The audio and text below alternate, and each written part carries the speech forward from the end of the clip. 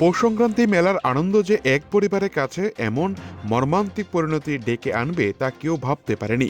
গত 13ই জানুয়ারি পরিবার পরিজনের সঙ্গে সোনামুড়া বড়তলি পৌষ সংক্রান্তি মেলায় আসেন চন্দুলকানি পাথর এলাকার 85 বছর বয়সী খরিদ্র নোয়াতিয়া। কিন্তু মেলা শেষে বাড়ি ফেরার সময় তার আর কোনো খোঁজ পাওয়া যায়নি। দীর্ঘ সময় খোঁজাখুঁজির পরেও পরিবারের পক্ষ থেকে সোনামুড়া থানায় নিখোঁজ ডায়েরি করা হয়।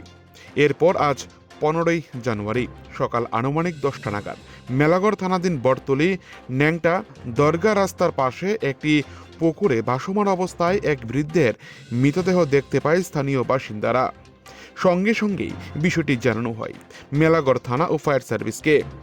খবর পেয়ে দ্রুত ঘটনাস্থলে পৌঁছে পুলিশ ও ফায়ার সার্ভিস যৌথভাবে মৃতদেহ উদ্ধার করে মেলাগড় হাসপাতালে পাঠায়। পরবর্তীতে মৃতদেহটি খরিদ্র নোয়াতিয়ার বলে শনাক্ত করেন পরিবারের সদস্যরা।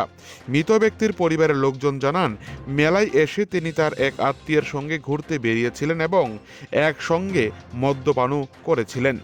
প্রাথমিক অনুমান অসাবধানতাবশত পুকুরে পড়ে গিয়ে তার মৃত্যু হয়ে থাকতে পারে। ঘটনাকে কেন্দ্র করে এলাকায় শোকের ছায়া নেমে এসেছে। পুলিশ ঘটনার তদন্ত শুরু করেছে। Bureau report, TV 100 Bangla.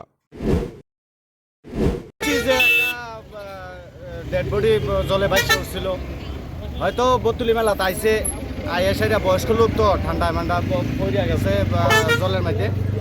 তো তারা বাড়িতে খুঁজতে খুঁজতে আইসে, পাড়ার লোকও আসছিল কিছু, দেখছে যে জলের মধ্যে বাইসা রয়েছে।